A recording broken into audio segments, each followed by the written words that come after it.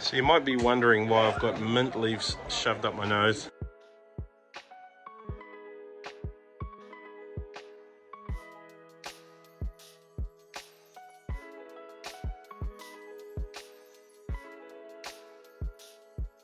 This is our digs for the next 2 days, and we've just finished our check-in details. I think the girls are quite happy to have a restaurant right here. It's pretty nice, pretty happy with this place, and looking forward to our time.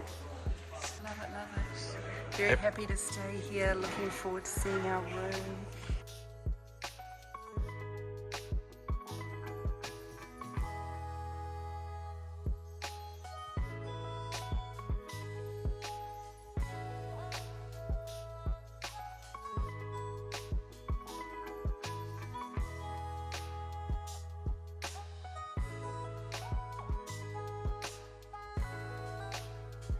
When I walked into our hotel, my friend here, he greeted me. Hey, what guys. did you say to me? Kia ora koutou. Good man. Kia ora koutou. How's that? Aotearoa, New Zealand. Danielle and I feel really at home at the moment.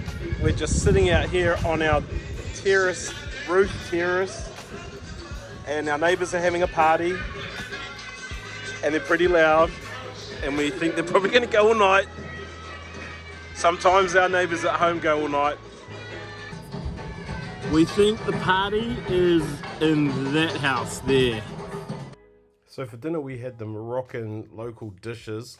This is called a Moroccan salad. So they load you up with lots of veggies around the table, and these supplement your main dish, which will be a meat dish like a tagine. So we've just finished our weird breakfast here in Fez, and this is our first full day out today, sightseeing. The Medina starts here, 789. With Aymura Idris. Yes. And after it become big. 8 on 3, 9 on 3, 10, 11, 12, 13. Oh, I just Okay, yeah, you're right. So we're on the rooftop of, I don't know, some hotel that's really nice in Fez, and just checking out the view of the Medina behind us. 7th century. So this thing was started out 700 AD. Different things in the Fez Medina is it's up and down hills, and that's as it's grown over the different centuries and different dynasties and monarchies from 700 AD-ish. So we're walking up and down hills. You don't get that in Marrakesh. Marrakesh is all flat, as was Essaouira. Fez, because it's so old, up and down. This was the first mosque in Fez. So this is 700 AD. It's pretty old. You know, I've got the bladder of a 51-year-old. And I was told once, don't go past restrooms and restaurants at my age. So of course, just went in there. The mosque is right here. The bathroom is just here. And so that bathroom is set up for ablutions to clean before you go into the mosque, but it's also just toilets. And so I was able to use the bathroom in there, got the Western one. We just walked past the tailor who was rolling out material to measure it for a customer and cutting it on the steps, on the ground. On the dirty pavement. So Danielle wouldn't be... Because the shops are so tiny. There's no room to do it inside. There's no table inside. Yeah, so you wouldn't buy your linen there? No. I give you something. Describe. Supposed to taste like that? Yeah. No, I meant like, is it really right? Or supposed to be? It's very soft. It's very soft. And mushes in your mouth. taste. Tastes like a jar, kind of. Describe it. It's soft. It's not. I was just talking about. I describe that. This bridge was built in 1100 AD. And you put million ton, no can. Very 1,000 years old. So one of the things you need to know about Fez, it is the handcraft capital of Morocco, and the workmanship and the detail and the skill that goes in here is unrivaled throughout the rest of Morocco. So if you want to buy something, we'd highly recommend that you wait until you get into Fez and look around there. Now, with any sort of walking tour that you'll do, you'll get taken into various shops, various co-ops, various producers with the hope that you'll buy something there. Now, we got taken to this Persian rug co-op where women go in and they make beautiful rugs, handmade beautiful Persian rugs. And so what we didn't know was that Lloyd had decided before he arrived in Morocco, he was going to buy a rug in Morocco. And this is the rug that Lloyd decided to buy. This is about, probably in Canada, he would have paid about $10,000 for this. Checking out the old rugs. They're pretty comfy. Lloyd's about to buy. So the old Persian rug makers hit the jackpot with Lloyd. And starting to get tired, a little bored. So we're out for lunch. We have no money.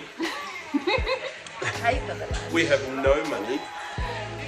Lloyd just broke the bank.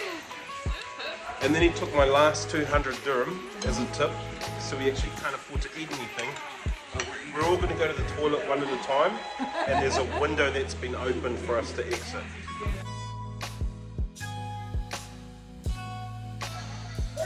So you might be wondering why I've got mint leaves shoved up my nose.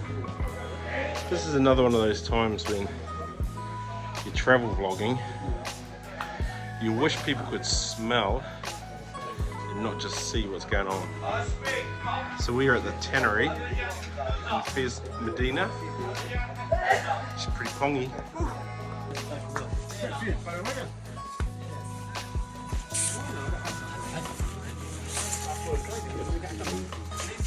I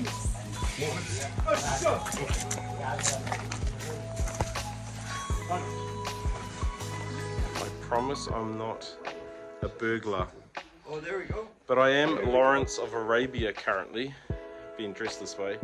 What I'd just say though, the tip from here is if you're going to buy handcrafted goods, save your money for Fez, because man, this stuff up here is amazing. This is an old hotel, one of the oldest ones around, where the camels would come in here for trading. Here's the interesting thing. We're on a 3-hour tour. We left at 10 a.m. It's now 4 o'clock. So we've just hit the car. We've done about 5 Ks today, walking in and around, up and down the Medina. That's my limit. I'm done. So Danielle's got a 5-kilometre battery life on her foot. Yep, I do. Before it starts to get sore. And the weather's primo today. It's a very warm day, and so our kind guide has put the air conditioning on for us. So I did see this written up on TripAdvisor. Somebody said, oh, it's pretty nondescript. You probably would just walk past it and not think anything about it, unless it was in TripAdvisor. So we're here. Our guides brought us here. It costs nothing. It's quite pretty. So yeah, I mean, it's up to you. Come and check it out. So here's a quick tip. Just be very careful when you touch the door. It's very hot. Burn your hand. So it's starting to get a little long in the day now. We've been on the road with a tour guide now for about, I don't know, 6 or 7 hours. Feeling a bit kidnapped and not sure how to get out of this. We've just been taken to another tour, which is, you know, this amazing pottery and mosaic place. It's the pieces here blow your mind. Well, they would have blown my mind about 4 hours ago. Now I'm just a little bit tired and I want to go and have a lie down. So this is the pre-shipping area where people have come in that are touring and they've bought stuff. And so I don't know, does anybody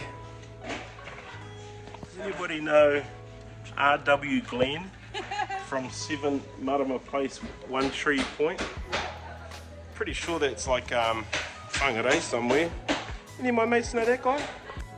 Okay, that was a fun little adventure. Just been for a walk down into the Medina and got our dinner. And yeah, for about $2.50, $3, you can get quite a big roll with cooked meat in it and some fries, and yeah, so that was nice. Got a little bit lost. The when you read all the advisory stuff on TripAdvisor and that, they tell you don't go off into the Medina, you'll get lost. Watch out for boys that will tell you, oh, come with me, I'll show you to your Medina, because they'll lead you off somewhere and then you'll be really lost, and then they'll make you pay heaps of money to take you back. So when you're walking along at night and you're lost, that goes through your mind a little bit. But yeah, because we've been here a day or so now, I sort of knew the general direction, and if I walked this way, then I'd end up getting out. So we just had tea. We're going to pack now, ready for Chef Chowan. Chef Chowan is the blue city. You've seen it on Instagram or some travel show. It's on everything. We'll let you know what that's like tomorrow. Let's go.